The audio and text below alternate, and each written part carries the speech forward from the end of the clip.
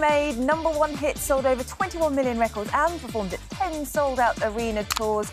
Claire Richards' time in the band Steps made it one of the most successful pop groups of all time. Love them. Now, Claire is stepping out solo once again.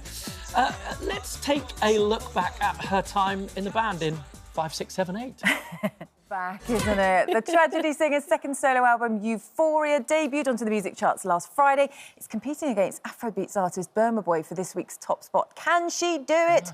Claire joins us now. Good morning to you. Thank you for having me. Thanks for coming in to see us. How does it feel to nearly have a #1 again? It's crazy. I think when we started making the album and even released it last week, I don't think any of us expected it to even be anywhere near the top spot. So I'm just absolutely chuffed that people seem to be really enjoying it. Can I just say, I've been listening to it and, you picked some phenomenal tracks for this. So just explain the idea behind it. So it came from a conversation I was having with my producer, Steve Anderson, and when I first started singing, I sounded very different to how I do now. I was very musical theatre and all I really listened to was The Sound of Music and Mary Poppins, and those were the songs that I would sing. So it was very like Julie Andrews. And I always say that I kind of learnt how to sing from listening and singing along to these amazing female artists, starting with Karen Carpenter.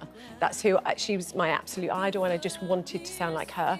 Right, so these are covers from, like, great divas and great songstresses. So you opened for Celine Dion. I think you're covering one of her songs, right? Yes. So when I did my last solo album, I opened for her in Hyde Park, 65,000 people when she played there. And I Surrender is a song from an album she did 20 years ago. Which is mega cool. I just want to clear something up, because I think you've said that Steps, nowadays, if they were to come back, don't necessarily have the call. That if they were to reform, they wouldn't necessarily get the platform that other artists might. Is that right? No, well, I think back in the day, no one thought we were cool, and for good reason, probably. We used to wear bright... Oh, that's good.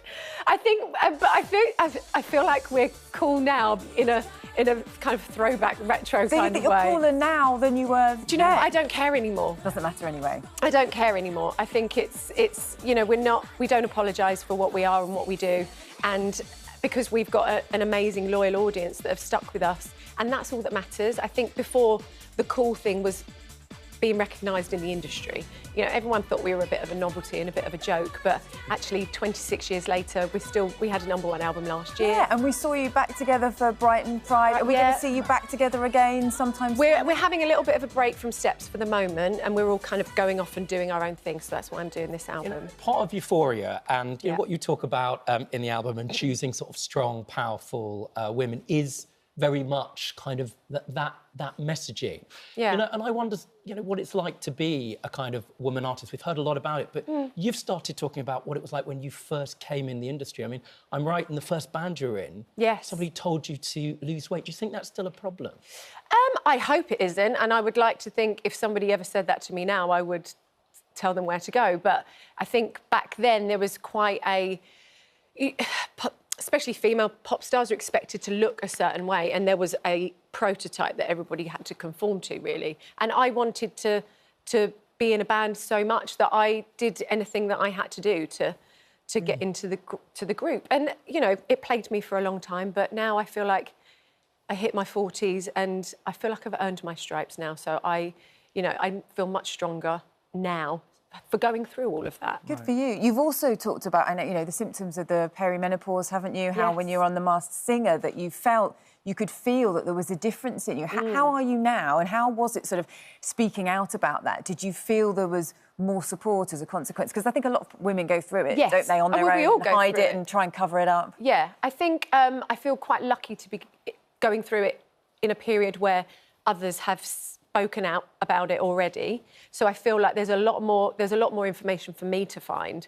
And I think, half the population is going to go through it at some point. And I was surprised at how little we know as women about perimenopause, menopause, anything that happens to us. There's a lot of symptoms that we don't know about. And I think anxiety and what I was going through when I did The Masked Singer, it was... I get nervous anyway, but that was beyond anything that I'd ever gone through before. So it's a very interesting time. So Euphoria is about claiming your own body, claiming that pride, and I think you're going to be performing at Pride this weekend. Yes, right? I'll be at Reading Pride this Saturday.